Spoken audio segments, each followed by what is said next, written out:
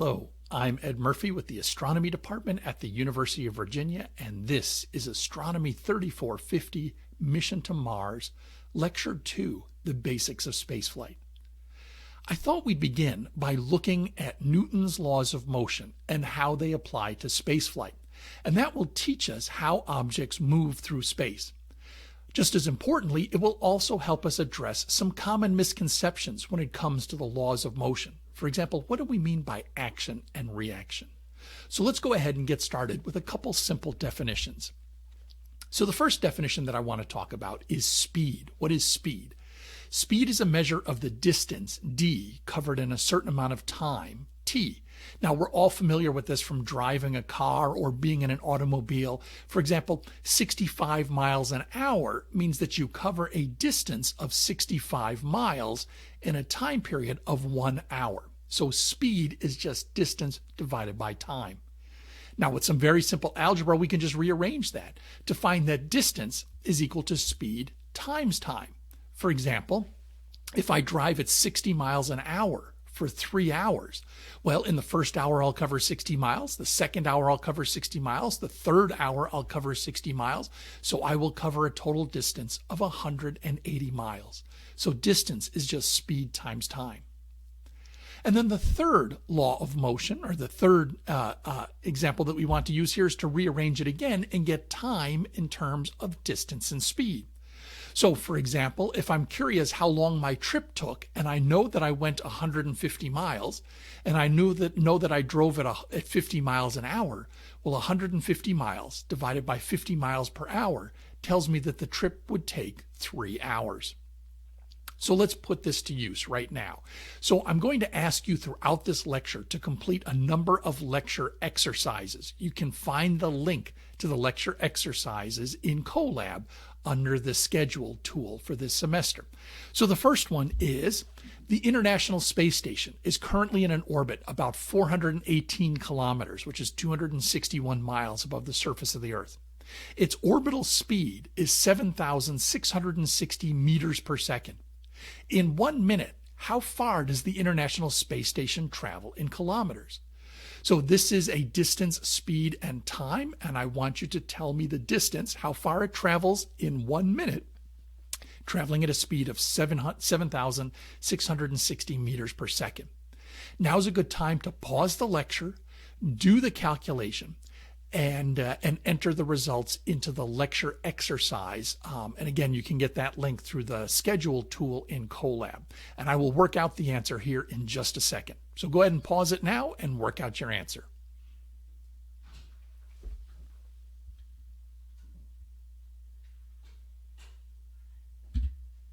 All right, so what's the answer to this one? Well, the equation that we want is distance is equal to speed times time. So the distance is going to be 7,660 meters per second times 60 seconds. We have to express the time in seconds because the speed that we were given is in meters per second. So the time I had said is 1 minute, which is, of course, 60 seconds. So 7,660 meters per second, doing that for 60 seconds, gives us a total distance of 4.6 times 10 to the 5th meters. That's 460 kilometers, which is about 288 miles. And I think what's remarkable about that is 288 miles is the distance from Charlottesville to New York City. So in 1 minute, the International Space Station covers the distance between Charlottesville and New York City, which is an all-day drive or a good fraction of the day on a train to get up there, and the International Space Station covers that distance in 1 minute. Now, in the lecture exercises, there's another exercise that I'm not going to go over in the lecture here, but go ahead and give that one a try and see how you do on that one. All right, now that we've talked about speed, let's go ahead and talk about velocity. Velocity is speed in a certain direction. That is, it has a magnitude and a direction associated with it.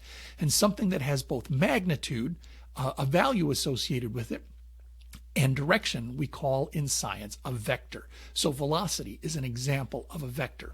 So 65 miles an hour is a speed, but 65 miles an hour due north is a velocity. In our everyday lives, we use speed and velocity interchangeably, But in physics, we have to differentiate between the two because you can have a change in velocity without having a change in speed. So for example, a change in direction is a change in velocity, but it doesn't necessarily bring on a change in speed. Imagine that I've got my rocket ship flying at 7.7 kilometers per second in a certain direction, and then I change direction. I'm still flying at a speed of 7.7 kilometers per second, but now I'm traveling in a different direction. There was a change in direction, but not a change in speed.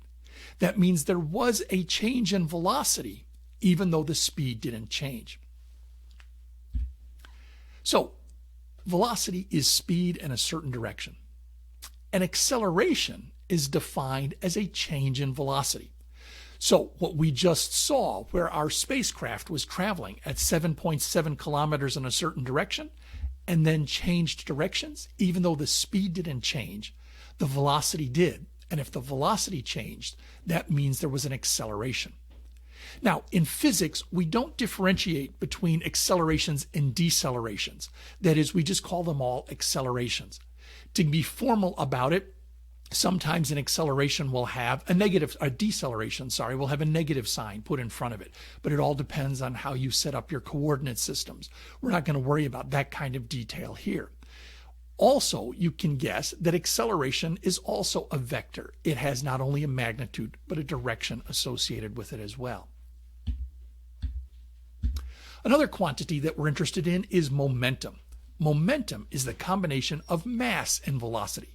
Now, it's something that you're familiar with in your everyday life, right? As you're running along, you know that you have a certain mass, and you know that the faster you run, you have this intuitive feel that you're carrying more momentum with you. And you know that, for example, if you bump into something or run into something, the faster you're traveling, the more violent that collision will be because you are imparting more momentum on the other thing. So momentum is simply defined as mass times velocity. And we'll see this sort of towards the end of the lecture when we talk about a little bit more about rocket engines. A force is defined as anything that changes the momentum of an object. Now, in the metric system, the unit of force that we use is called the Newton, and 1 Newton is about 0.2248 pounds. In the English units, those that we use here in the United States, the unit of force is the pound.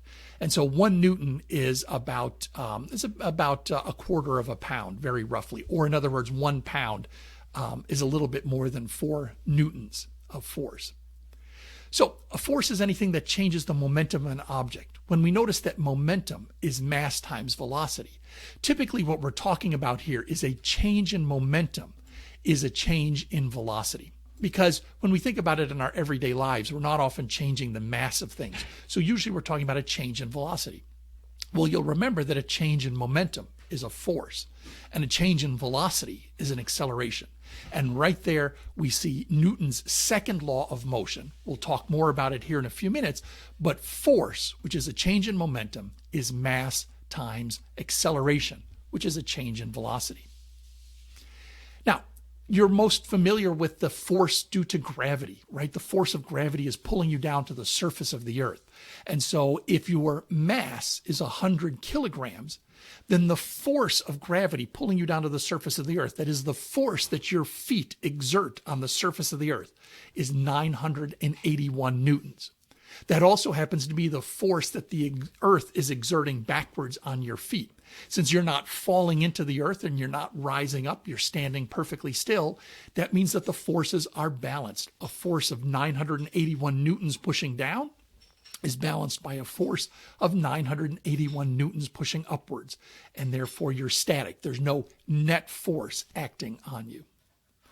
So let's talk more about this acceleration due to gravity. On the surface of the Earth, the acceleration due to gravity is 9.807 meters per second squared. In English units, very roughly, it's 32 feet per second squared. But we're going to use the metric system in this class. So it's 9.8 meters per second squared. What does that mean? Well, let's do a physical example here. Imagine that I'm standing on a balcony and I'm holding a ball and I drop that ball. With an acceleration of 9.8 meters per second squared, or meters per second, what that means is that after 1 second of falling, my ball will be moving at 9.8 meters per second. After the next second of falling, it will gain another 9.8 meters per second. So after 1 second, it was falling at 9.8 meters per second. After 2 seconds, it's gathered another 9.8 meters per second. So now its speed is 19.6 meters per second. In the next second, it will gather another 9.8 meters per second. So after 3 seconds, it's falling at 29.4 meters per second. So a very simple equation that you can remember for this is that the velocity, the speed that you're traveling, is simply acceleration times time. V is equal to AT. That is, after 1 second, your velocity is the acceleration, 9.8 meters per second, times 1 second, your velocity is 9.8 meters per second. After 2 seconds, it's 9.8 meters per second times 2 seconds. You're traveling 19.6 meters per second. So let's put this to use for a second. We'll talk about an interesting story here. On October the 24th, 2014, Alan Eustace, who's a Google executive, jumped from an altitude of nearly 136,000 feet above the surface of the Earth, and he broke a record that was set by a daredevil by the name of Felix Baumgartner in 2012. The goal here was to balloon as high up in the atmosphere as you could and then come down on a parachute. That would be the highest altitude that anyone has jumped from. Now, Felix Baumgartner did it by riding a capsule up into the atmosphere and jumping out of the capsule. You can see here that Alan Eustace did it a little bit differently. He donned a spacesuit and attached a giant balloon to the back of the spacesuit, filled the balloon with helium, and used the balloon to ascend to an altitude of 136,000 feet above the surface of the Earth. He then pulled a lanyard that cut the connection to the balloon, and he fell to Earth. Now, ignoring air resistance, how long did it take Alan Eustace to reach the speed of sound, which is 340 meters per second? So go ahead and work out that calculation. How long did it take Alan Eustace to reach a speed of 340 meters per second?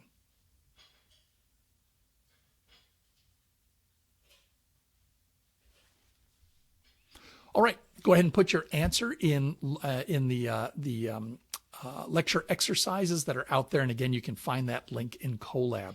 So how do we do this one? Well, if velocity is equal to acceleration times time, time is simply equal to the velocity divided by the acceleration. In this case, the velocity that we're interested in is 340 meters per second. The acceleration is 9.8 meters per second. So the answer is simply 340 divided by 9.8. or 9.807. And you'll see that it took about 36 seconds for him to reach the speed of sound as he fell from the upper atmosphere. In fact, Alan Eustace was the first person to reach the speed of sound without a spacecraft or without an airplane. So let's talk more about this acceleration due to the force of gravity. You'll notice I didn't mention anything when I said that the acceleration of gravity is 9.8 meters per second. I didn't say anything about how massive the object was, how much it weighed, or what it was made of. We'll talk a little bit more about the difference between mass and weight in our next lecture on gravity. But just for right now, notice I didn't specify whether the ball that I was dropping was made of wood or whether it was made of metal. I didn't specify whether it had a mass of 1 kilogram or a mass of 10 kilograms. And it turns out they don't matter. Galileo was the first to show us that all bodies accelerate at the same rate, regardless of their mass or regardless of their composition. Now, this goes against common intuition, right? If I drop a bowling ball and a feather at the same time, the bowling ball will hit the ground first. And why is that? I mean, we know that's going to happen, right? If I drop a bowling ball and a feather and I let them go, the two of them will fall to the earth, but the bowling ball is going to hit the ground first. Go out there to the lecture exercises and go ahead and answer this question. Why will the bowling ball hit the ground first?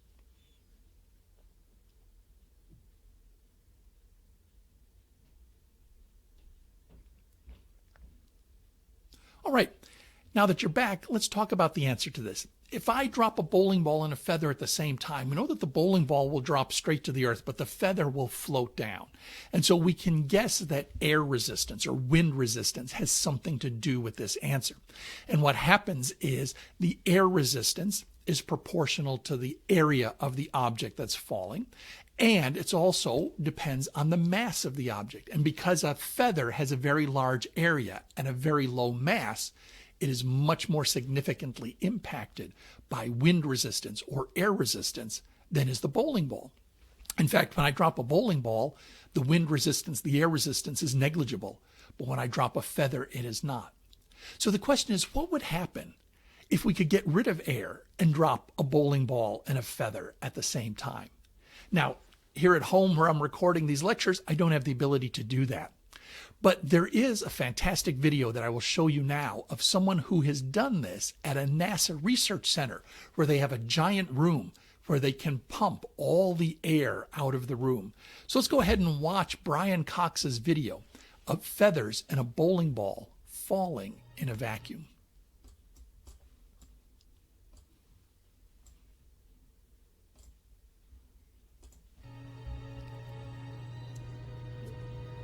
This is NASA's Space Power Facility near Cleveland, Ohio, and it is the world's biggest vacuum chamber. It's used to test spacecraft in the conditions of outer space, and it does that by pumping out the 30 tons of air in this chamber. I'm going to pause it there for a second just to remind you of what he just said. The air inside that chamber weighs 30 tons. We don't normally think of air having mass or weight associated with it, but it certainly does. And as Brian Cox pointed out there, in that chamber, the mass of the air was about 30 tons. Now that chamber has about the same volume as one of the really big lecture halls at UVA. So imagine yourself in the chemistry auditorium, or better yet, in Old Cabell Hall. The volume of the air in that auditorium probably weighs about the same as this. The air alone weighs about 30 tons. Until there are about 2 grams left. And it's kind of got an eccentric construction, which is part of its history. It was built in the 1960s as a nuclear test facility to test nuclear propulsion systems. And that meant that they built it out of aluminium to make the radiation easier to deal with. Aluminium is not the best thing, the strongest material to build a vacuum chamber out of.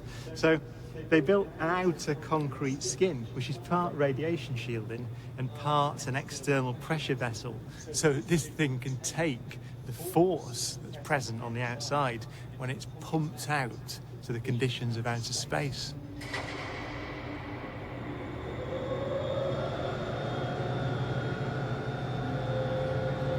Galileo's experiment was simple.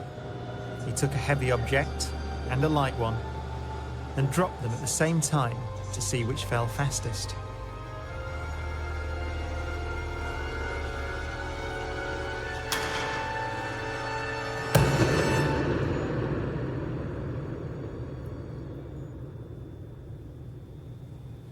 Now in this case, the feathers fell to the ground at a slower rate than the bowling ball because of air resistance.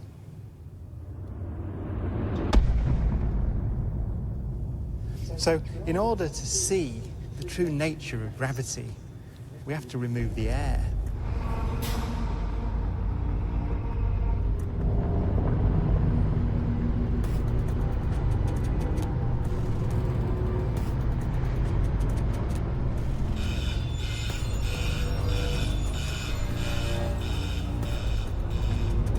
It takes 3 hours to pump out the 800,000 cubic feet of air from the chamber. Okay, we dropped 2 millitorr in the last 30 minutes. But once it's complete, there's a near perfect vacuum inside. 6104 manual, 10% open. Station 1, go for drop. PCB 30-1, pressure set point at 240 psi. We are go for drop. 10, 9, 8, 7, 6, 5, 4. Cameras on. 2, 1. Release.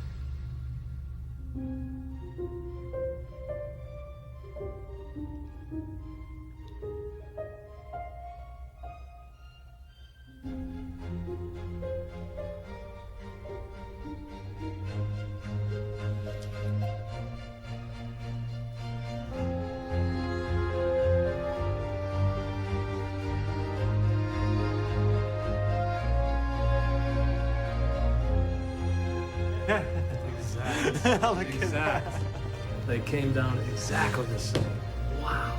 Look. Watch right there. Look at how they hit right there. Exactly. You're back on the side. Exactly the same. Feathers don't move, nothing. Look at that. That's just brilliant.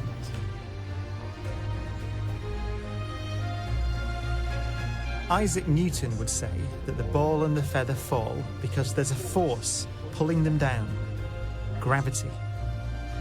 But Einstein imagined the scene very differently. The happiest thought of his life was this. The reason the bowling ball and the feather fall together is because they're not falling. They're standing still. There is no force acting on them at all.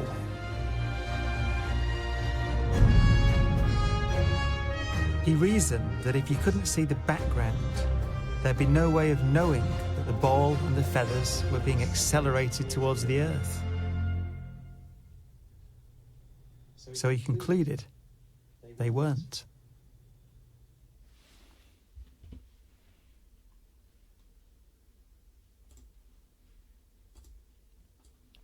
My favorite part of that video is where the scientists and the engineers who know exactly what's going to happen in this case, right? There's no doubt, because Newton's laws of motion and the things that Galileo taught us 400 years ago are so well understood that there was no doubt that the bowling ball and the feathers would fall at the same time. And yet I love the expressions on all of their faces when the bowling ball and the feathers, in fact, fall at exactly the same time. This experiment has also been carried out on the surface of the moon. On the Apollo 15 mission to the moon, Commander David Scott carried out exactly this same experiment, only in this case, instead of a bowling ball, he used a hammer that they had, a geology hammer that they had used for breaking off rock samples, and a feather that they had brought. It was a falcon feather.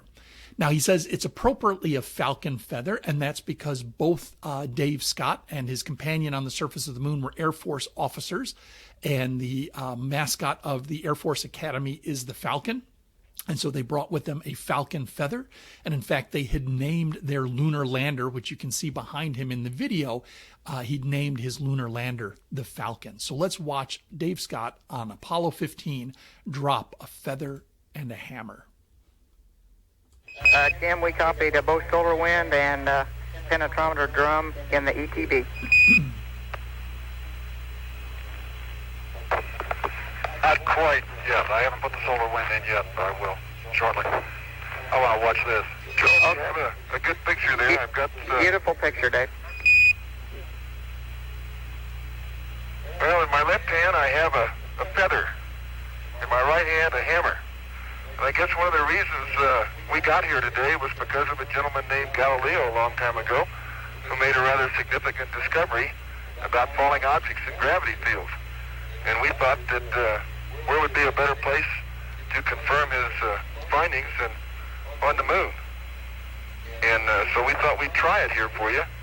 The feather happens to be appropriately a falcon feather for our falcon. And I'll drop the two of them here, and hopefully they'll hit the ground at the same time. How about that? It proves that Mr. Galileo was correct in his findings.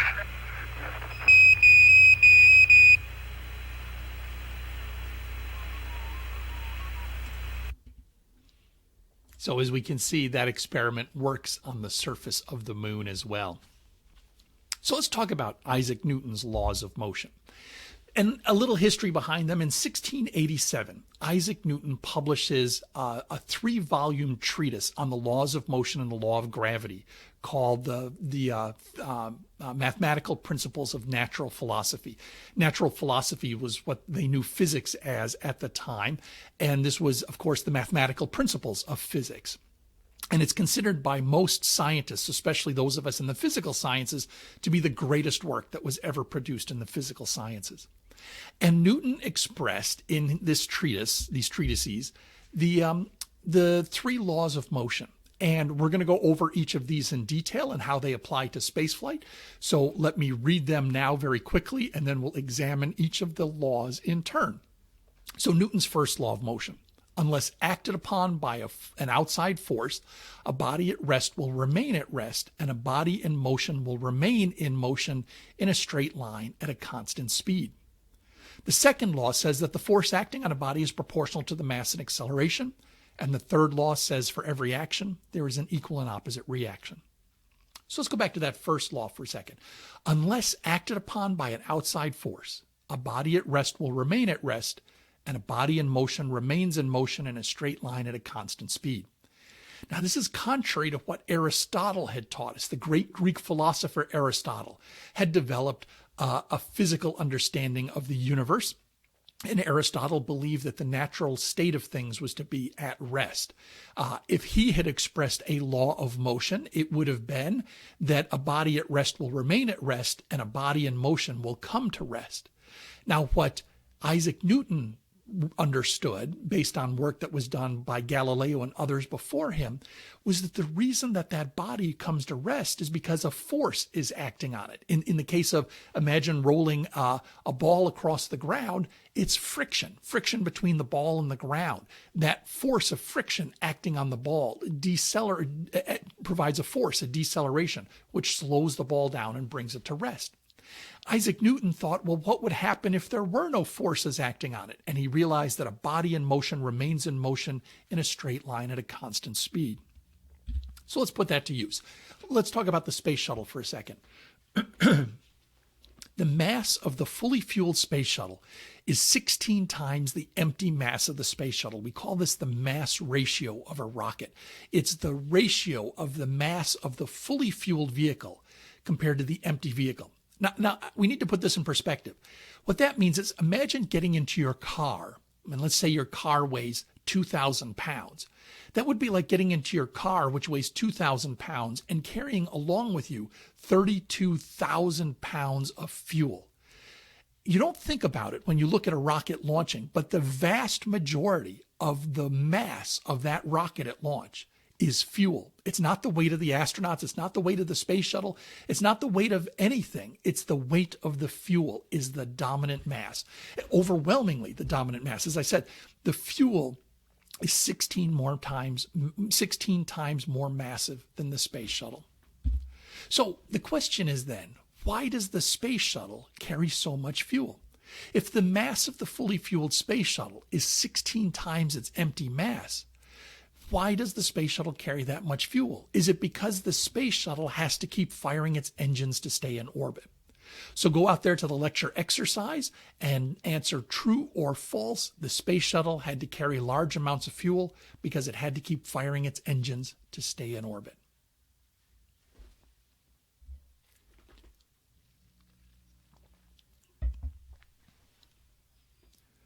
All right, welcome back. What did you think on this one? Well, the answer to this one is false. The space shuttle does not carry large amounts of fuel because it has to keep firing its engines to stay in orbit. In fact, remarkably, the space shuttle burns all of that fuel in a little bit more than 8 minutes. It burns all of that fuel to get to orbit. And once the space shuttle gets to orbit, it has used all of its fuel. It has just a little bit of fuel remaining for using for thrusters, for changing the orientation of the spacecraft, and some fuel to bring it down at the end of the mission. We'll talk all about that later in the semester when we talk about the space shuttle. But just know now that the space shuttle uses all of that fuel, essentially all of it, to get to orbit.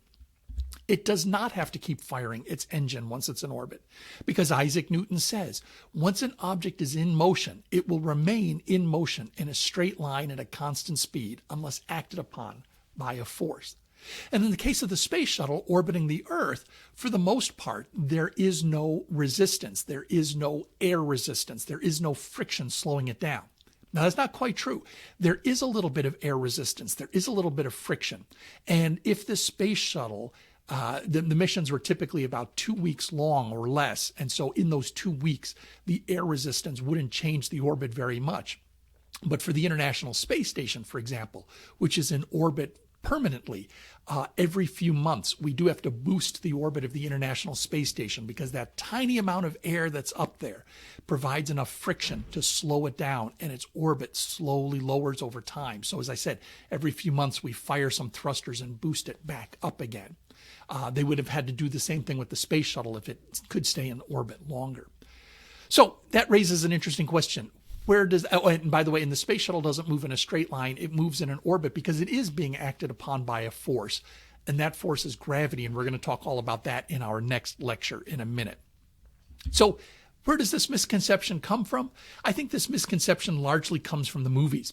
Whenever we see things like a Star Wars Star Destroyer, we see that their engines are always lit up and they're always firing those engines.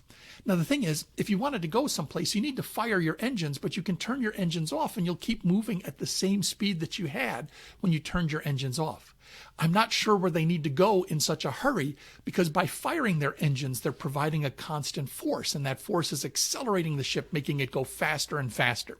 And in this particular case, since they seem to be headed towards a planet right there, that seems to be a really bad idea, right? If nothing else, they should have turned themselves around and be firing those engines to slow down before they hit the planet. So the misconception is that spacecraft need to keep firing an engine to keep moving.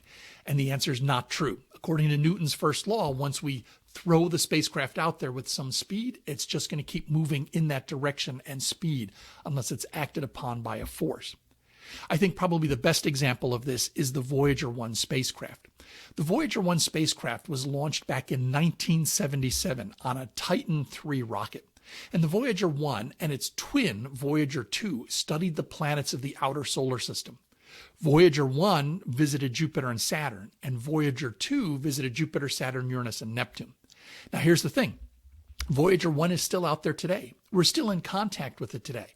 In fact, it's so far away from us that when we send it a radio signal that travels at the speed of light, 300,000 kilometers per second, 186,000 miles per second, it takes over 22 hours for that signal to get all the way out to Voyager 1.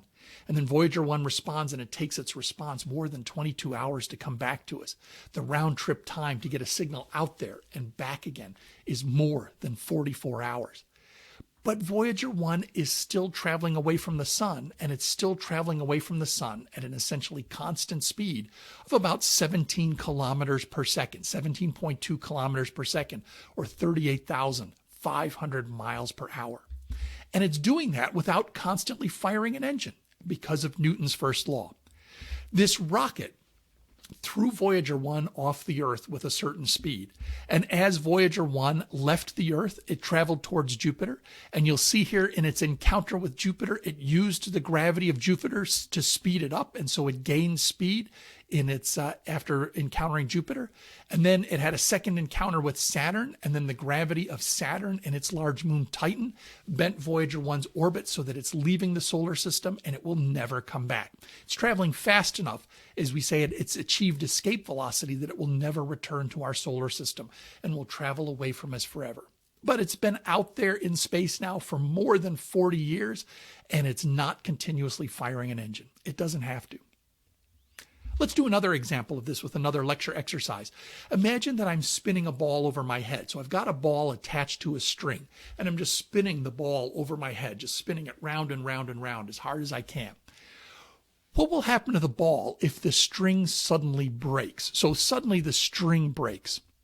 The question is, will the ball spiral away from me, getting further and further away? Will it travel in a straight line directly away from me? Will it travel in a straight line at a right angle to the string? That is, the string was holding it this way. Will it travel in a right angle to the string? Or will it travel at some intermediate angle out there? Not straight away from me, but not straight forward, but at some intermediate angle. So if I'm spinning a ball on a string above my head, what will happen if the string breaks? Will it spiral away? Will it move straight away? Will it move at a right angle to the string? Or will it move at some intermediate angle? Go out there to the lecture exercise and answer this question. Pause the video, come back when you're done.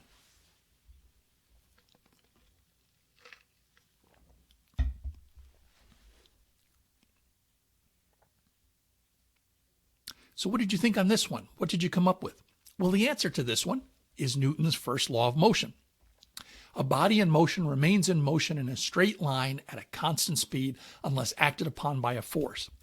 What held that ball in orbit around my head was the force, the tension in the string. The tension, that force in the string, held the ball in a circular motion. That's why the ball moved not in a straight line, but in a circle, because it was being acted upon by that force. Well, when the string breaks, it's not acted on by that force anymore. So according to Newton's first law, it will move in a straight line at a constant speed. Now, that means that it won't spiral away from me, right? Spiraling is still moving in a circle. It would require some force to keep it moving in a circle. So we can eliminate the first one. It's not going to spiral away from me. What will it do? Well, the answer is, at the moment the string breaks, the ball is traveling sideways. The string breaks, and so the ball will move in a straight line at a constant speed. It will continue with the velocity that it had at the moment that the string broke.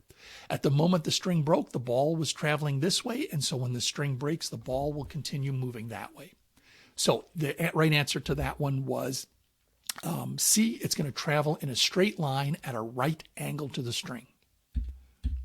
All right, back to Newton's laws of motion. Let's talk about his second law of motion. The force acting on a body is proportional to the mass and acceleration. This is Newton's famous F equals ma.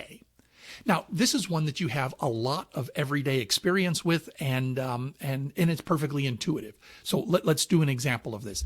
Imagine that you push on the following items with an equal amount of force. So you've got four big things in front of you. You've got an automobile, a cruise ship, a bicycle, and a school bus, right? And you push on all of them, but you push with exactly the same force on all four of them. So you push, give them a push of 100 pounds of force. Rank the acceleration that they will experience from least to most. So go out there to the lecture exercise and rank that acceleration from least to most. School bus, bicycle, cruise ship, automobile. Go out there and do that now. And there's no trick to this one. It really is the common sense thing.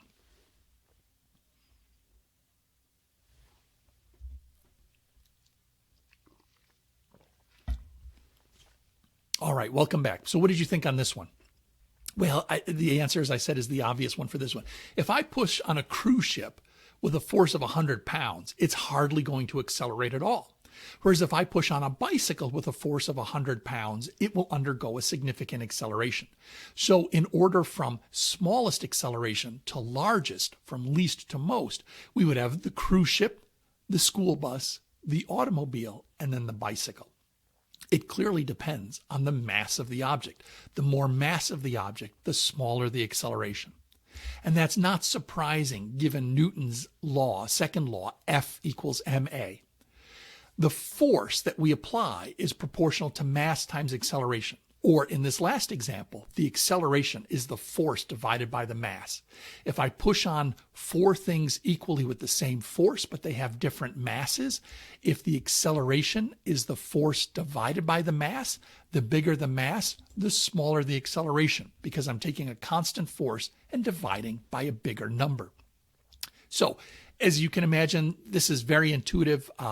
If you want to get a certain acceleration out of an object and you know what its mass is, you can calculate what force is required to do that.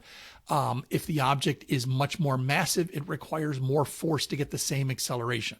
Or if I apply a certain force to things with different masses, the acceleration will be smaller for the more massive object. You can rearrange this equation in many different ways, but the basics of it is F equals ma. So let's do a lecture exercise based on this. And we're going to use the famous Saturn V rocket that was used to launch the Apollo astronauts to the moon. At launch, the mass of the Saturn V rocket was 2.80 million kilograms. And down at the bottom of the first stage of the Saturn V rocket were 5 enormous F1 engines. We'll see a picture of them here in a minute, but the F1 engine is the most powerful rocket engine that has a single thrust chamber, the most powerful rocket engine ever developed. And it used 5 of them on the bottom of the rocket. And those 5 engines produced 34.5 million newtons of thrust. So the mass of the rocket is 2.8 million kilograms, and the engines generated 34.5 million newtons of thrust. So the question I have for you in the lecture exercise, what was the acceleration of the Saturn V rocket at launch? Before we do that calculation, let's go ahead and let's take a look at that first stage of the Saturn V rocket. So this is the first stage of the Saturn V. It was called the Saturn 1C stage. And the Saturn 1C stage consisted of the 5 enormous F1 engines down at the bottom of the stage. And then it consisted of 2 giant tanks inside. The lower tank down here was filled with RP1, Rocket Propellant 1. It's just essentially a highly refined form of kerosene. And the top tank contained liquid oxygen.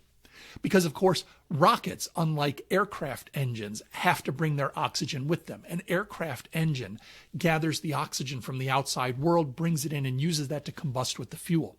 But in rocket engines, we can't do that for 2 reasons. First of all, at sea level, we can't bring the oxygen in fast enough. As you'll see later on here in a second, we're burning so much fuel so quickly that we just can't gather up that much oxygen that fast. And then the second thing, of course, is that a rocket engine is designed to work high up in the atmosphere or even in the vacuum of space where there is no oxygen to gather up. So we have to bring our oxygen with us.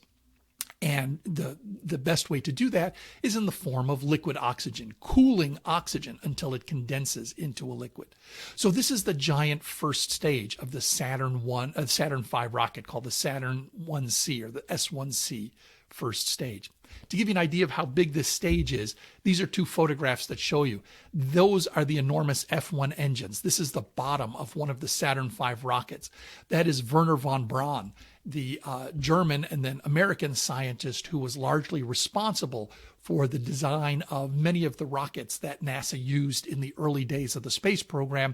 And you can see just how phenomenally huge these engines are compared to a human. Over here on the right-hand side, you can see an S1C stage inside the giant vehicle assembly building down in Florida. And you can look down at the bottom and see a human being, and you can see a truck, and you can just see how monstrously huge that stage is compared to human beings. So now that we've explored the S1C a little bit, let's go ahead and do our calculation. Our calculation is this. What is the acceleration of the Saturn V rocket if its mass is 2.8 million kilograms and the engine is generating 34.5 million newtons of thrust? So go ahead, pause the lecture, do the calculation using F equals ma, and then we'll show you the answer here in a second.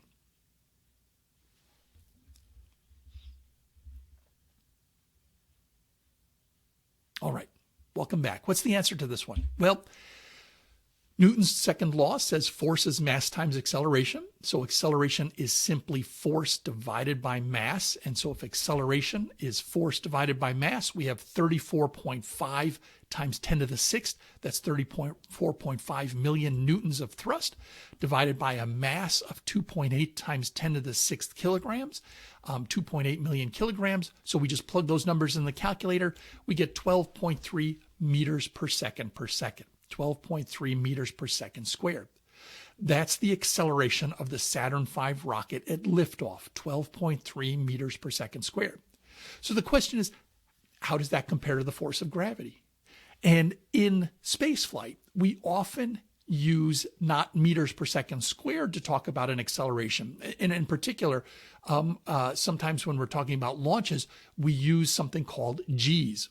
1 G is the acceleration due to gravity, 9.8 meters per second squared. So the question is, how many Gs is 12.3 meters per second squared?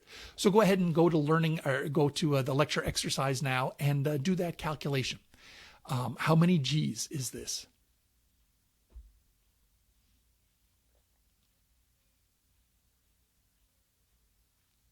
All right, this is a fairly straightforward calculation. So the force of the Saturn 1C compared to the force of gravity is just 12.3 meters per second squared divided by 9.807 meters per second squared, and we get 1.25 Gs. So that means the acceleration of the rocket is 1.25 times the acceleration due to gravity. So the astronauts on board are not only feeling this, if you imagine laying in the couch on top of the rocket, you not only feel the 1.5 Gs of acceleration due to the rocket, but you also feel the 1 G of acceleration due to ground pulling you down. So you're experiencing a total of 2.25 Gs of acceleration at that moment in time. In other words, you're getting pushed down into your couch with about a little bit more than twice the force of gravity that you would normally feel. So let's talk a little bit more about this first stage of the Saturn rocket, because it's really quite phenomenal, and it produces something really interesting here. Every second, now I'm going to emphasize this for emphasis here, every second, each one of the F1 engines burned 3,945 pounds of liquid oxygen and 1,738 pounds of RP1. Every second, they're burning over 5,000 pounds of oxidizer and fuel. And each engine generated about 6.9 million newtons of thrust. So the 5 engines on that first stage altogether, we already saw the thrust that they produced, what was it, 35 million newtons. But the 5 engines on that first stage, they burned 3,357 gallons of fuel and oxidizer every second. That's 12,710 liters every second. And the first stage had enough fuel and oxidizer on board that it could burn for 165 seconds. Now that's remarkable. Think about burning over 5,000 pounds or 3,300 gallons of fuel and oxidizer every second and doing that for 165 seconds. What a remarkable machine that first stage was. In that time, in that 165 seconds, it would end up burning 2,130,000 kilograms. That's over 4.5 million pounds of fuel and oxidizer together. But here's the thing. As the rocket is traveling up through the atmosphere, as it's burning that fuel, the thrust of the engines isn't changing. The thrust of the engines is determined by the amount of fuel and oxidizer coming into the engine. So the thrust is remaining the same, but the rocket as a whole is getting much, much lighter. And it's getting much, much lighter because it's burning all this fuel. Just before the burnout of that first stage, the Saturn 1C stage, the mass of the Saturn V rocket drops down to 0.7 million kilograms. Remember that it started at over a couple million kilograms and it burned all that fuel, so that right before that first stage burns out, it's only 0.7 million kilograms. But the engines are still generating 34.5 million newtons of thrust. So now I want you to go out to the lecture exercise and I want you to calculate the acceleration in meters per second squared of the Saturn V rocket just before stage burnout. How fast was it accelerating?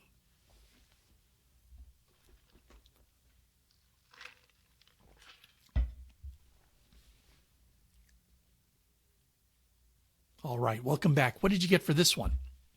Well, in this case, again, force is mass times acceleration. So acceleration is force divided by mass.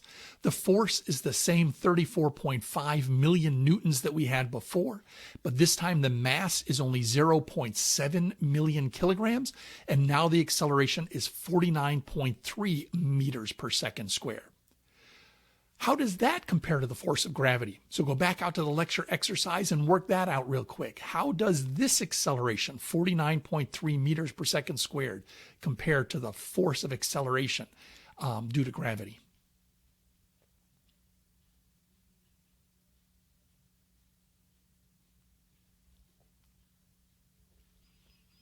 All right, what did you get for that one? Well, let's take a look at it.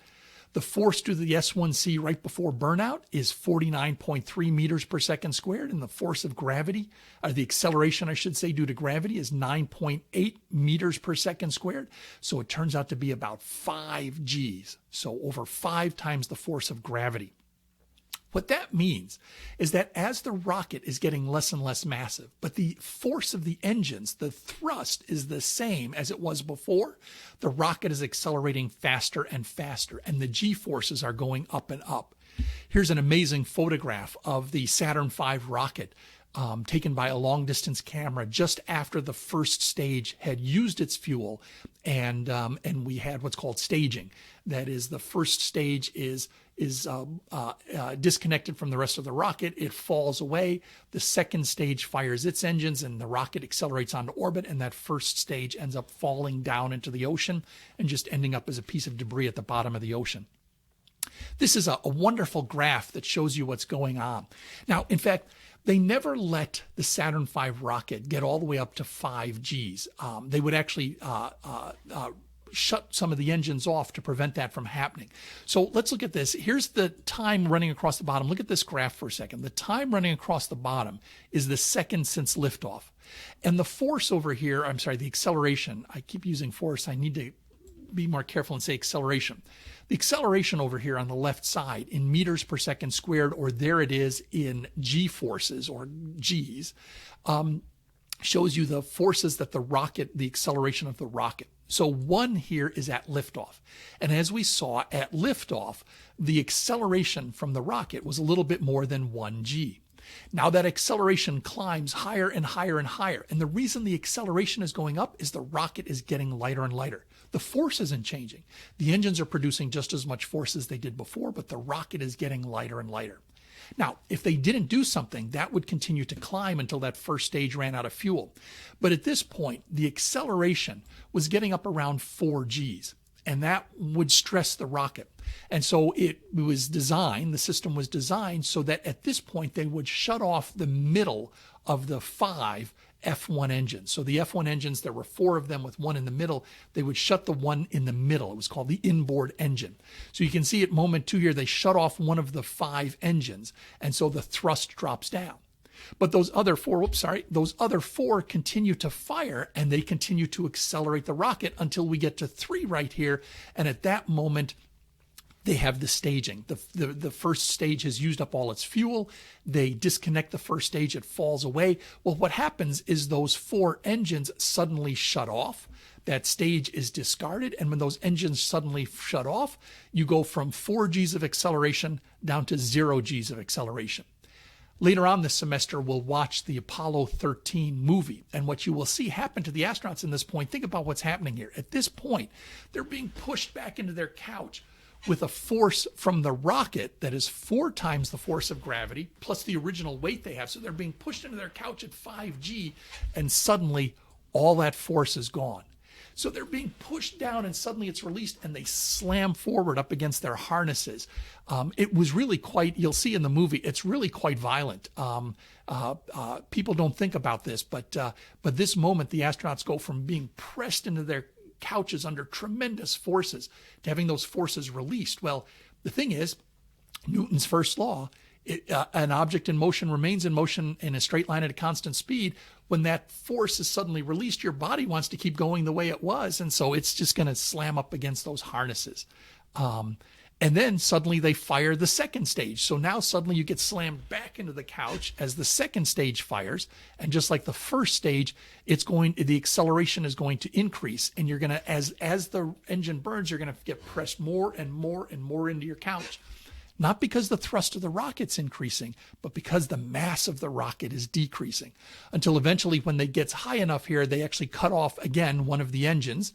And then in this case, they actually change the amount of fuel and oxidizer in the engine to drop it down until the second stage burns out. And again, you have one of those events where you're slammed forward in the seat and then suddenly slammed backwards in the seat as the third stage, which you'll remember was called the Saturn 4B, that third stage ignites and then finally gets you up into orbit when the engines shut off and you're in space. I think something that's really important to understand is that the vast majority of acceleration comes at the end of the burn of a rocket, right? At the beginning, the rocket was accelerating at 12.3 meters per second squared. But at the end of the burn, the thrust hasn't changed again. I keep emphasizing that, but it's really important to remember the thrust of the rocket hasn't changed, but the mass of the rocket has. At the end, it's 49.3 meters per second squared. This is where you're doing all your accelerating. This is where you're gaining all your speed. And I think it's really instructive to look at a case study where something went wrong. And the case study we're going to study is the Commercial Resupply Services OA-6 mission. So let's talk about that very quickly. In the early 2000s, through the first decade of the 2000s, as the United States was building the International Space Station, the United States would bring astronauts to and from the space station, and they would bring cargo to and from the space station with the space shuttle. But then there was the accident with the Space Shuttle Columbia. And when the Space Shuttle Columbia burned up on re-entry, the United States decided to retire the space shuttle. And they needed something to bring cargo up to the space station. Now, They contracted with the Russians to use the Progress resupply vehicle, but the United States wanted to have that capability on their own, so they signed contracts with two space companies, SpaceX being one, and then another Boeing being another company being the second one. The second company was Orbital Sciences Corporation. I'm sorry, I for a second got confused there. The two were SpaceX and Orbital Sciences Corporation. SpaceX was developing the Dragon cargo capsule, and Orbital Sciences was developing the Cygnus capsule. Now, these would not bring people up, but just cargo to the International Space Station. And it was called the Commercial Resupply Services, or CRS. And this mission that we're going to talk about here was the sixth flight for Orbital Sciences. Now, the first contracts for the commercial resupply services were signed in 2008. The SpaceX flew the first Dragon cargo capsule up to the International Space Station in 2012. Orbital Sciences flew the first of their Cygnus resupply vehicles up to the International Space Station in 2014. On the sixth launch of the commercial resupply services, Orbital Sciences launched their Cygnus spacecraft. It's launched normally on a rocket that Orbital Sciences builds called the Antares rocket, but they had an accident with their Antares rocket. It's launched actually right here in Virginia on the eastern shore at the Mid-Atlantic Regional Spaceport that's located at the NASA Wallops Flight Facility just outside of Chincoteague, Virginia. So normally they launch this Cygnus resupply vehicle from right here in Virginia on the Antares rocket, but they'd had an accident with the Antares rocket and it blew up. And in order to meet their contract with NASA, they needed to contract with another group, and that was United Launch Alliance. And they have an Atlas V rocket that launches from the Cape Canaveral Air Force Station in Florida. So on March 22nd, 2016, the sixth flight of the Cygnus vehicle was launched from Cape Canaveral aboard the Atlas V rocket. The name Orbital Sciences Corporation has a tradition that when their vehicle makes it into orbit, they give it a name, and they named it the SS Rick Husband. And it was named for Rick Husband, who was the commander of the Space Shuttle Columbia that burned up on reentry and killed the 7 astronauts on board. And so that's where the name Rick Husband came from. So let's talk a little bit about what happened on this mission, the anomaly. So the first stage on the Atlas V rocket was supposed to burn for 4 minutes and 16 seconds, but it shut down about 6 seconds early. Now, here's the important thing. It burns for 4 minutes and 16 seconds, and you think it only shut down 6 seconds early. What is 6 seconds? But remember, of the whole burn, those 6 seconds were the 6 most important seconds of the burn, because at that point, the rocket is lightest of all. So at that point, for the thrust that the engines are producing, it's generating the most acceleration. So let me show you an example, or we'll talk more about what happened. So why did it shut down early? Well, this is the RD-180 engine that the Atlas V uses. It's a really interesting engine. So first of all, it's made in Russia. It's a Russian engine. Interestingly, a Russian engine that's used on a U.S. launch vehicle. But this Russian engine is, it looks, when you look at it on the back of the rocket there, it looks like two separate engines side by side. But in fact, it's a single engine with 2 combustion chambers. What we've got here is a fuel inlet and an liquid oxygen inlet, and a single turbine turbo pump that drives both of these to drive the fuel and drive the oxidizer very quickly into 2 separate combustion chambers that have 2 separate exhaust nozzles. So as I said, although it looks like 2 engines, there's really only 1 engine in here driving 2 combustion chambers. Okay. Now, there's a little mixture ratio valve down here, and this little valve decides how much oxygen and how much rocket propellant you send to each of the combustion chambers. It's a very important job. You have to get the mixture of rocket propellant and oxygen exactly right. If you have too much rocket propellant and not enough oxygen, some of the rocket propellant won't ignite, and it will go out the bottom of the engine. And because it didn't ignite, you won't get as much thrust. And so you're losing thrust and you're just wasting fuel at that point. On the other hand, if you put in too much oxygen, the chamber will run much hotter. So depending on the design of the engine, there's a perfect mixture ratio for an engine, and it's different for every engine. It also can also, by the way, I should say, change during the course of the flight. Sometimes you might want to run fuel rich, and sometimes you might want to run lean, which means oxidizer rich. In any case, it was the mixture ratio valve here that failed. And the mixture ratio valve, 4 minutes and 16 seconds into the flight, failed. And you can actually see the failure here in this animated GIF. If you watch the rocket engine here, it's just going to be on a repeating cycle here. You can actually notice the plume change when that mixing ratio valve stopped mixing the ratio correctly. And what happened at that point is it allowed more oxidizer to flow to the engines, and the first stage ended up exhausting its oxidizer before exhausting its fuel.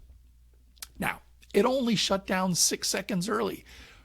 Is that a big deal? Well, it turns out that meant that the second stage had to make up about 550 meters per second of additional speed that was supposed to be provided by the first stage but was not. And that's about 1,200 miles per hour. That means the second stage, the upper stage, the engine had to burn for more than a minute longer than expected to get the Cygnus spacecraft into its 124-mile circular orbit.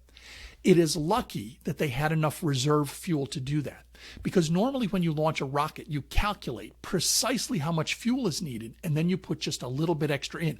You don't want to put a lot of extra fuel in, because you have to then put a lot more fuel in to lift that extra fuel up into space and to get that fuel going. We'll talk all about that. It's called the rocket equation later on, because the problem is if you add a little bit of extra fuel, then you have to add a lot of fuel to get that fuel moving. Well, all that fuel that you just added, you have to add even more fuel to get that fuel moving. And it turns out it's exponential. So you want just the right amount of fuel with just a little bit of margin. Well, they had just enough margin here that engine could burn for an extra minute longer. So the second stage had to burn a minute longer to make up for the 6 seconds that the first stage was short. It turns out at shutdown, that second stage was supposed to have over a minute's worth of fuel left in it, because after the Cygnus spacecraft separates, that first stage then burns what fuel it has left to bring itself down out of orbit, so we don't end up creating more space debris. It turns out it only had about 4 seconds of fuel remaining. Now, fortunately, the Centaur was still able to use that fuel to deorbit itself, but it ended up not coming down where they expected to come down. It didn't come down in the planned area because they weren't able to decelerate it and bring it down as quickly as they wanted, because they had hardly any fuel on board. But you'll notice here that they came very, very close to losing this mission because the first engine shut down 6 seconds early, right? That's how important these last few seconds of acceleration are. All right, Newton's third law of motion. By the way, I've been going on here for a while. This is a long time. Always feel free during the lectures to stop, take a break, come back later on. So you're welcome now. It's been over an hour now. You're welcome to stop, go get a drink, get up, walk around, and come back later on. So I'm going to push on here with Newton's third law. But like I said, always feel free to stop the lectures and take a break. All right, let's talk about Newton's third law. For every action, there is an equal and opposite reaction. And this may be the most misunderstood of all of Newton's laws. So let's talk about this one for a second. Imagine that you're standing on a skateboard and you push forward on the skateboard. The reaction is that the skateboard goes backwards. So the action is you pushing forward, and the reaction is the skateboard accelerating backwards. Okay, so that's action and reaction. So let me ask you this question. This is a lecture exercise. So go out to the lecture exercise and answer this. What does a rocket accelerate by pushing against? A rocket accelerates by pushing against, and just put a one-word answer in there. What does it accelerate by pushing against? So go out there and answer this question.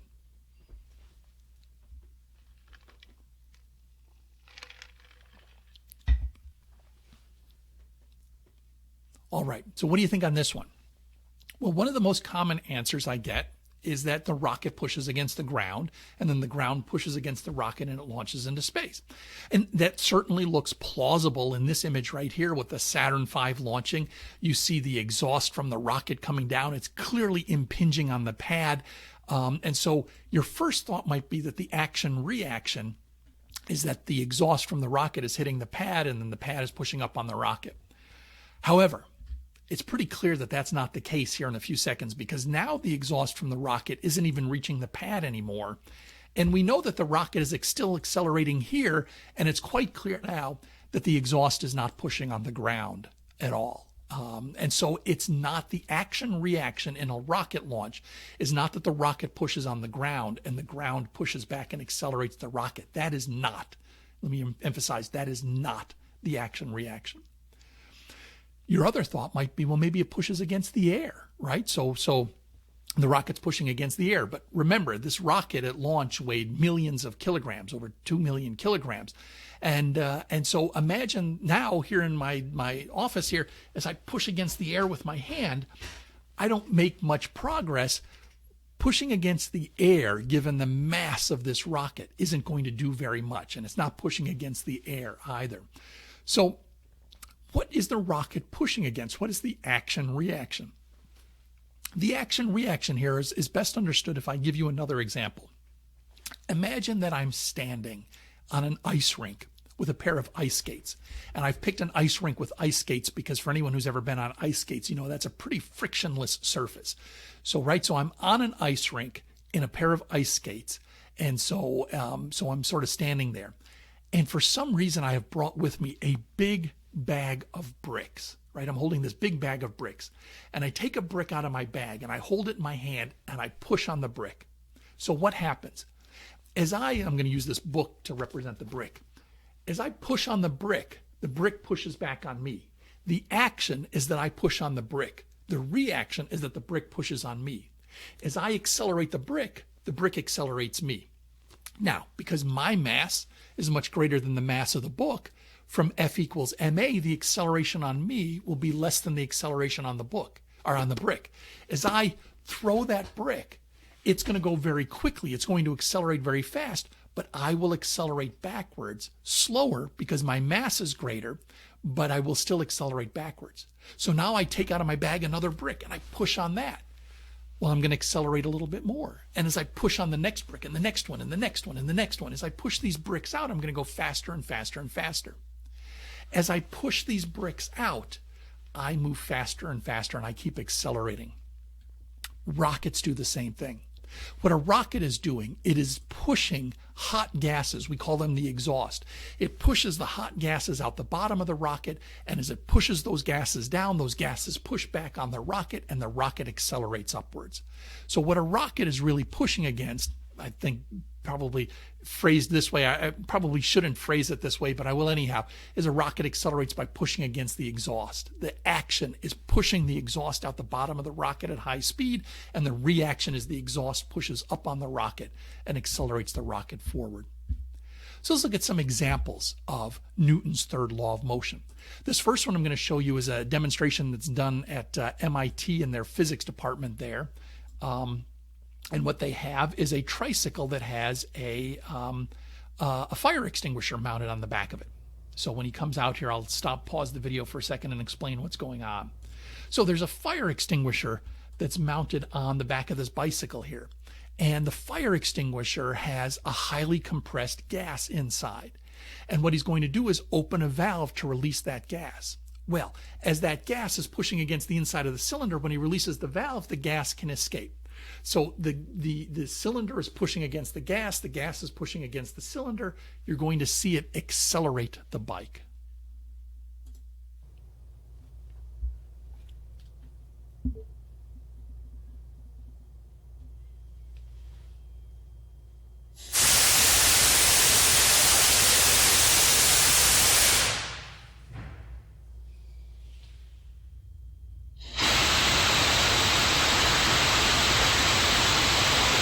Pause it there for a second. Notice that the gas isn't pushing anything. It's not that the gas is pushing on a wall or anything. What's happening is when that gas is in that cylinder, those molecules are pushing on the walls of the cylinder. And when you open the valve, they can push on a wall of a cylinder and then escape out. So the action here is that the cylinder is pushing the gas out, and the reaction is that the gas is pushing the cylinder, which is attached to the bike, forward.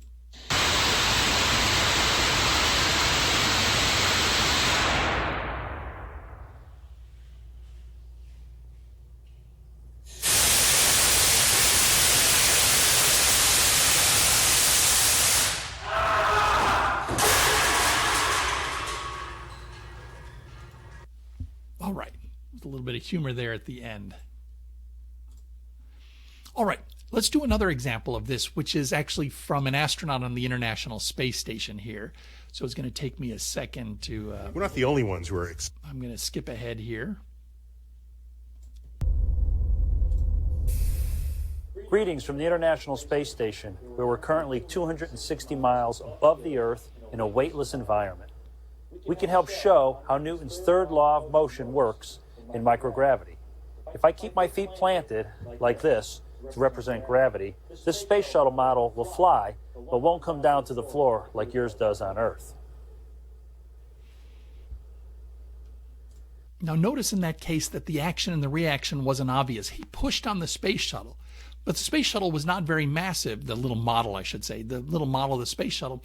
You didn't really notice the reaction because the space shuttle was so small. So now he's going to get some help to boost the mass of the space shuttle, and now the action-reaction will be a little more obvious. The mass of this space shuttle model is not very high relative to me. So to get a clearer demonstration of Newton's third law in microgravity environment, we need to increase the mass of the shuttle model. I'm going to ask for the help of the space station's commander, JAXA astronaut Koichi Wakata. Commander? So we'll increase the mass of the space shuttle model by adding Commander Wakata to it. Now, we'll do the same experiment with his mass.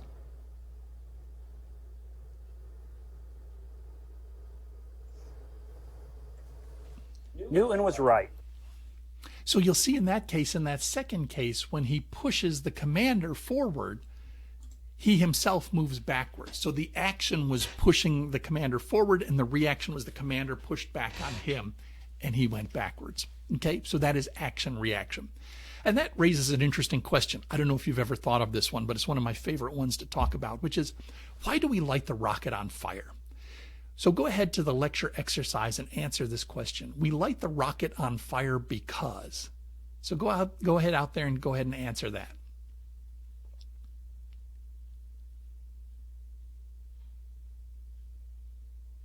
So what do you think on this one?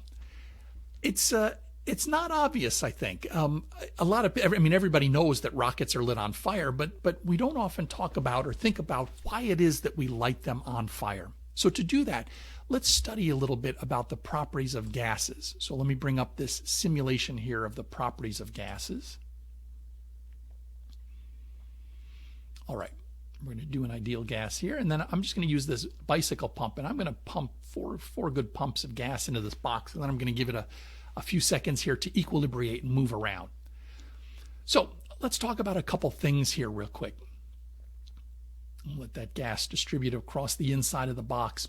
So first of all, you'll notice there's a pressure gauge up here, and that pressure gauge is telling us that there are 23 atmospheres inside the box.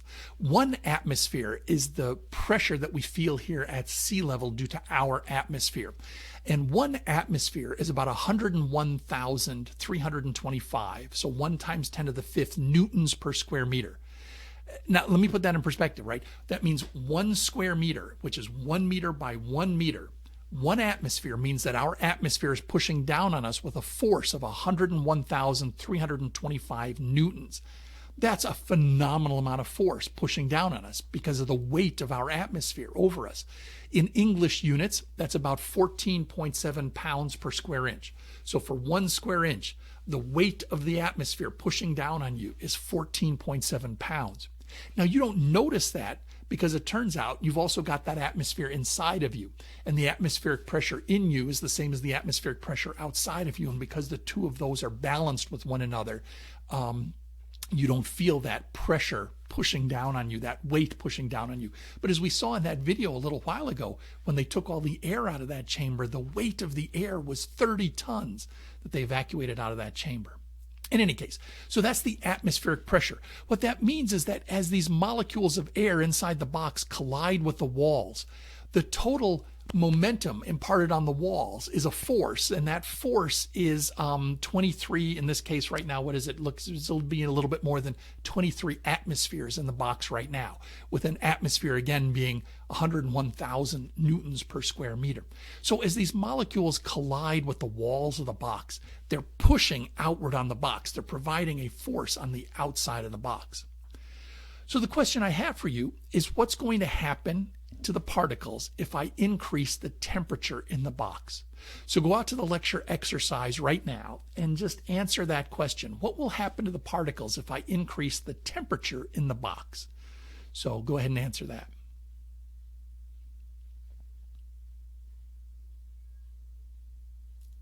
So what did you think is going to happen if I increase the temperature? Well, the cool thing about this little simulation is I can do exactly that. You'll notice up here in the upper right corner that there's a thermometer, and it says that the temperature in the box right now is 300 Kelvin. And down here, I can turn on a little flame and I can heat it up. And so as I heat it up, you'll notice the temperature getting higher and higher and higher. And what you will notice is that the molecules in the box, or the atoms in the box, are moving faster and faster and faster. In fact, that's what temperature is. The temperature of a gas is simply a measurement of how fast the atoms and the molecules in that gas are moving. The higher the temperature, the faster they move. The lower the temperature, if I cool this off now, the lower the temperature, the slower they move. And in fact, if you look at that Kelvin scale for a second, you'll see now we're going through room temperature here, about 300 Kelvin. As we get colder and colder and colder, the molecules move slower and slower. And in fact, this is one of the reasons that physical scientists use the Kelvin scale and not the Fahrenheit or the Celsius scale, and that's because 0 means something, right? 0 Fahrenheit and 0 Celsius, obviously they come from something, right? 0 Celsius is the freezing point of water. 0 Fahrenheit, when Fahrenheit invented the scale, was about the coldest thing that he could make in his laboratory.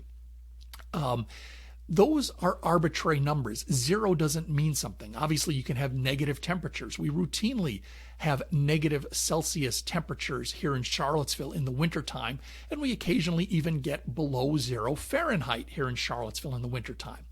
But 0 temperature should mean something. If temperature is a measurement of how fast the molecules are moving, 0 temperature should mean something, and so scientists came up with the Kelvin scale. And what the Kelvin scale is it tells us at 0 degrees Kelvin, you've removed all the energy that the molecules have. That is, you've removed all their ability to move around. And you'll notice that as I get closer and closer to 0 degrees Kelvin, the molecules move slower and slower and slower. So that's why we use the Kelvin scale. But it's important to know that temperature is a measure of how fast the molecules are moving. So it's obvious then why we light rockets on fire. We light rockets on fire because we want that exhaust to be moving out of the rocket as fast as possible. Because the faster that it moves out, the more momentum it imparts on the rocket. So let me heat this gas back up again here so it's slowly coming up to temperature. It's going to take it a few seconds. But what I want you to think about as I warm this up is what will happen when I remove the top off the box. So you'll notice there's a little handle up there. What's going to happen when I remove the top off the box? So let me get the molecules here. Let me get them hotter and hotter. So you'll notice as they get hotter and hotter, they're moving faster and faster and faster. Need to be careful here not to get it too hot or it'll actually blow the top off the box before I remove it. All right, let me get a little bit hotter here. There we go. So now you'll see the molecules are moving really, really fast. It's over 2,000 Kelvin. It's much hotter than it was before. Those molecules are pushing against the walls of the box. They're exerting a force on the walls of the box, but the box isn't going anywhere. And the box isn't going anywhere because the force is balanced. All the molecules pushing on the left wall are balanced by molecules pushing on the right. Molecules pushing on the bottom wall are balanced by molecules pushing on the top. Molecules pushing on the back are balanced by molecules pushing on the front. The net force on the box is 0 because for all the molecules hitting the bottom of the box, there's some hitting the top of the box. And of course, it doesn't look like there are many molecules in this box, but an actual box has a phenomenal number of molecules in it, so that there's always molecules colliding with the walls. Now imagine what happens when I take the top and I pull the top off the box. Now the force is unbalanced. There's still a lot of force pushing on the left wall and the right wall.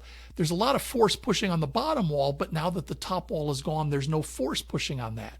So there is a net force on the box. And the net force on the box from these molecules is, in this case, would be pushing the box downwards. So that is how a rocket engine works. We want the molecules in the box moving as fast as possible. We need to get them as hot as possible so they're moving as quickly as possible. And then we open one wall of the chamber, the combustion chamber, to allow those molecules to escape out. As they're pushing on the chamber wall, they push the chamber in one direction as they escape out in the other direction. The action is that the molecules are pushing on the walls, and then the reaction is that the walls accelerate away. So let's reset this for a second. I want you to think about what would happen. Whoops, let me go back to that. What would happen if I put small molecules in here? So let's go back and put our big molecules in here, but now I'm also going to put a bunch of small molecules in here.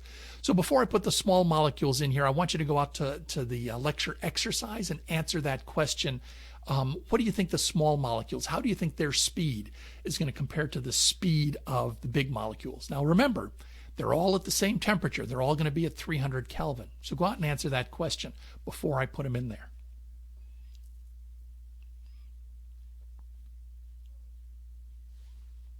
All right, let's put those small molecules in there and see what happens. So 1, 2, 3, 4. So how does the speed of the small molecules compare to the speed of the large molecules? Well, as you can see, the small molecules are moving faster.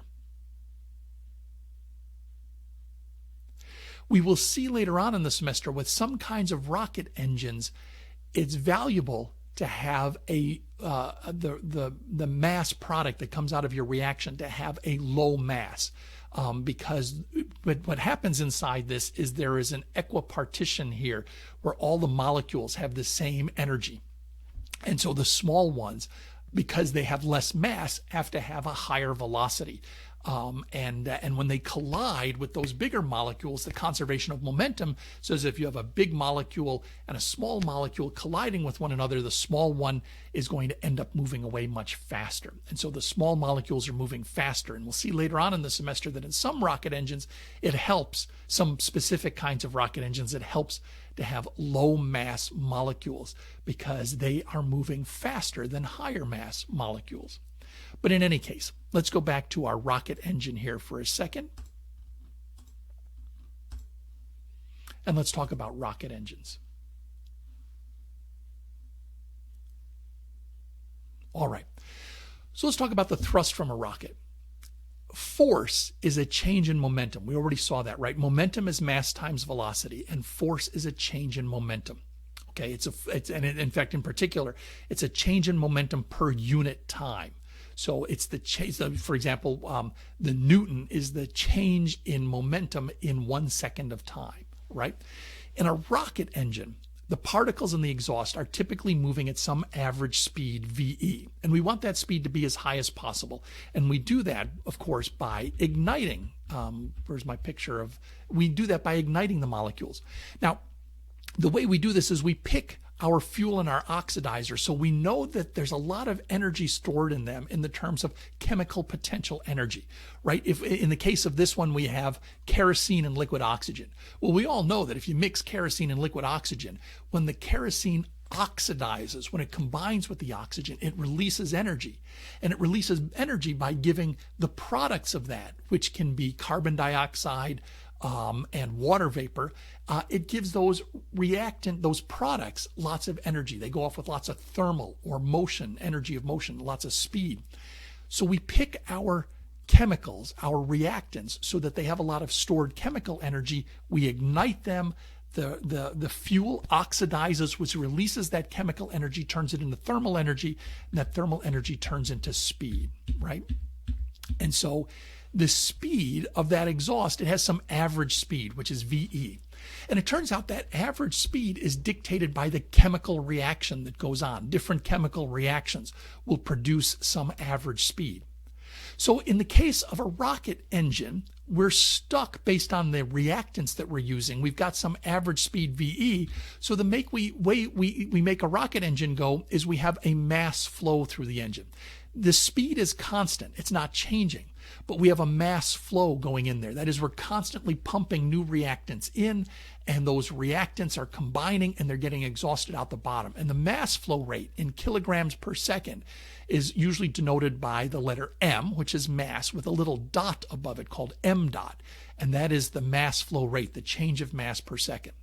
So the momentum thrust from a rocket engine, that is the force, is ma, but in this case, the exhaust velocity is the same, so it's the m dot that makes the difference here. So we're actually getting the thrust from a rocket engine by pushing a lot of mass out the bottom. So the force, the thrust momentum, is the amount of matter we're putting through per second times the average exhaust velocity.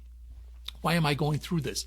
Well, it means that I can, if I'm going back to my original example, if I'm throwing bricks, remember the ice skates, I'm in the ice rink on the ice skates and I'm throwing the bricks. If I want to go faster, I can increase my speed two ways.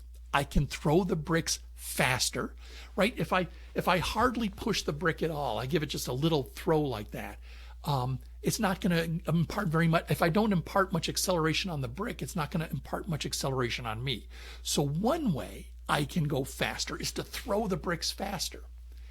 The other way I can go faster is to throw more bricks. So I can either increase V or I can increase m dot. I can increase the rate at which I'm throwing more bricks. Now with rocket engines, of course, we try and do both of these. We try and make the exhaust as hot as possible so that we get the maximum possible speed.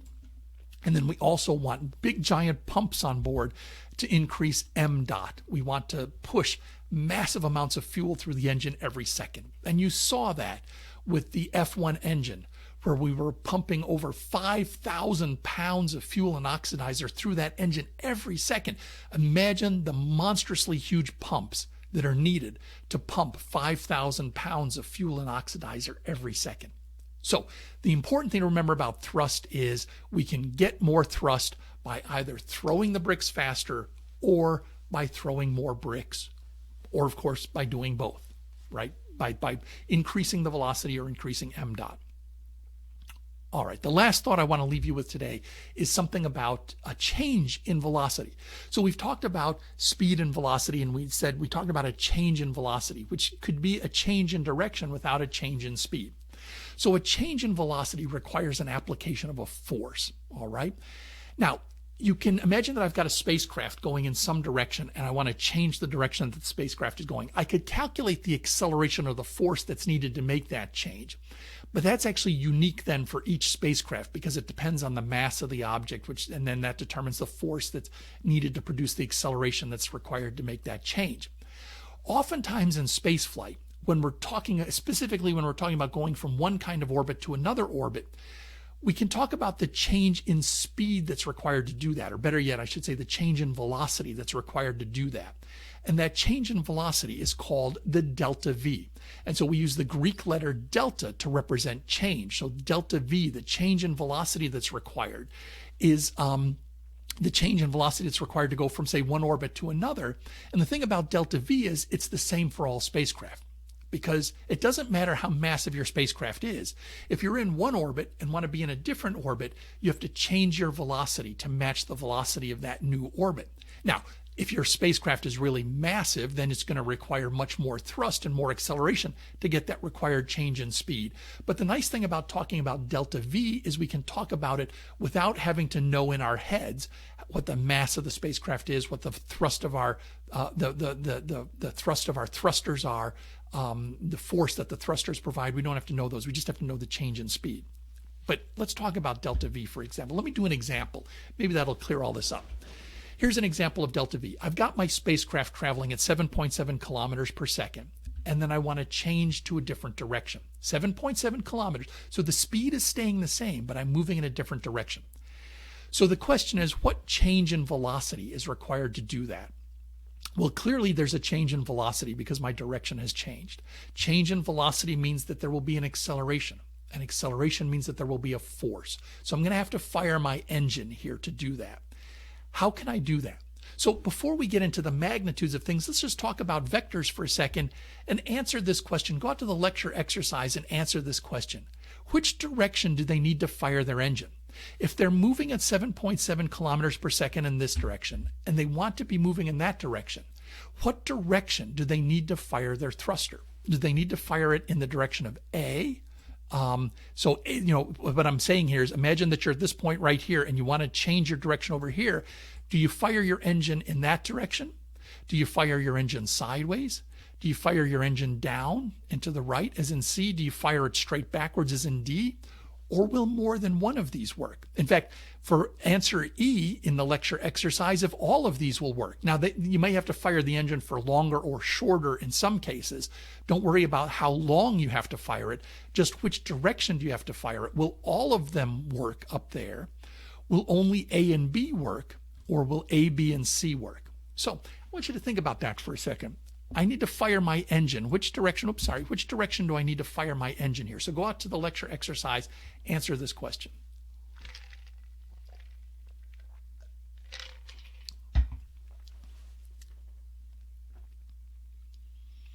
All right, welcome back. So what do you need to do in this case? This is actually a really interesting example.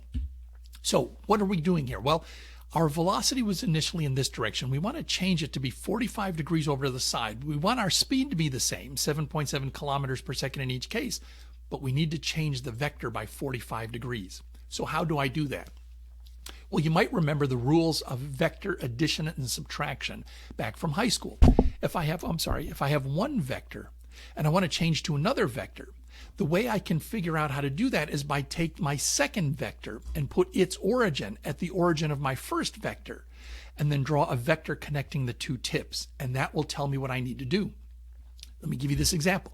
So I take this 7.7, I take my final vector and I put it at the origin of my first vector right here, and what I get is this, and that white arrow right there shows me the delta V, the change in velocity that's required. So what is that change in velocity? Well, using the law of sines in this case and a little bit of trigonometry, don't worry about it, I'm not going to ask you to work it out, I could calculate what it is. And what it is I have to turn my spacecraft at an angle of 112.5 degrees, and I have to fire my engine to give myself a change in speed of 5.9 kilometers per second. That is, the vector, the velocity that I have to attain here is 5.9 meters per second to the lower right. In here, this is really interesting. Of all of these options, A, B, C, D, E, F, G, the only one that works is C. The only option that I have for getting that 5.9 kilometers per second is if I fire my engine like that, and then I will head off in that direction. Now, one thing I want you to keep in mind about this, remember, 7.7 kilometers per second, that's the orbital velocity around the Earth. I didn't pick that number randomly. You might remember way back to the lecture exercise on the International Space Station that it's orbiting the Earth at 7,660 meters per second. That's 7.7 kilometers per second. To go off in this direction, to change my axis by just 45 degrees, requires a delta V of 5.9 kilometers per second. That's more than 2/3 the original speed that I needed to get into orbit. A really important lesson we're going to see in a couple lectures when we talk about orbits is that when you are in an orbit, to change your orbit very slightly requires a huge change in velocity. And that huge change in velocity is very, very expensive in terms of fuel. In fact, you'll remember it took a huge giant rocket to get into orbit at 7,660 meters per second. It would take another huge rocket to change my velocity by 5,900 meters per second, what would be required just to change my path by 45 degrees. See, people have this impression from the movies that if your spacecraft is moving this way and you want to change and go off on a 45-degree angle, you just need to fire a little thruster and go off. That's not how spaceflight works. If you want to go off on a 45-degree angle, you need a huge change in delta V. Requires almost as much fuel as it took to get you going in the first place. Now you might say, wait a second, can't I just fire my engine sideways, right? It seems to me that if I just fired my engine sideways, wouldn't I end up going off on a 45-degree angle? Why is C the only one that works? Well, let's give it a try.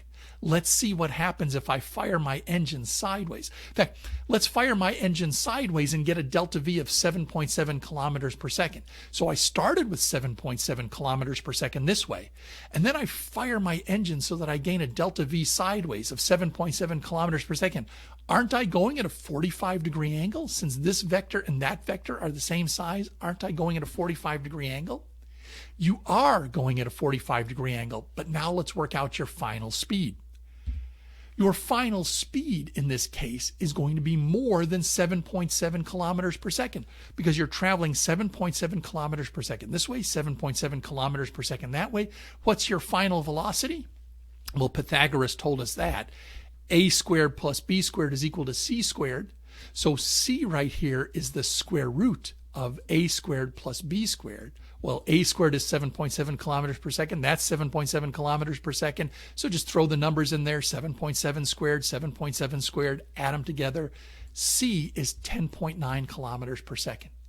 If you fire your engine sideways at 7.7 kilometers per second, you are going away at a 45-degree angle. But you're not going away at a 45-degree angle at 7.7 kilometers per second. Now you're moving at 10.9 kilometers per second. And you might say, well, is that a problem? It is if you're in orbit around the Earth, because 7,660 kilometers per second is the speed that's required to remain in orbit around the Earth. If you were to accelerate yourself up to 10.9 kilometers per second, you would move yourself to a much higher orbit. In fact, that's almost, not quite, but almost escape velocity from the Earth. That's almost enough speed that you would not maintain your original orbit, but by firing engine gear that way, you would almost escape from the Earth and not come back. If you're in orbit around the Earth and you want to remain in orbit around the Earth, you need to be traveling 7 kilometers per second at the end of your maneuver. And to do that requires a significant delta V, but it also requires firing in that one precise direction to get there. So that ends lecture 2. That's all that I wanted to talk about the laws of motion. We've talked about Newton's 3 laws of motion and how they apply to spaceflight. We talked a little bit about momentum thrust and what we mean by action reaction and how that applies to rocket engines. And then I've left you with this little thought in the end about changing orbits requires a tremendous change in speed, or velocity, I should say, a tremendous delta V. In our next lecture, we're going to talk about gravity, and in our lecture after that, we'll talk about orbits. So join me in lecture 3 when we talk about gravity, the force of gravity and how it's different on different planets. And more importantly, in our case, we will talk about weightlessness and why it is that astronauts are weightless. I will see you in lecture 3.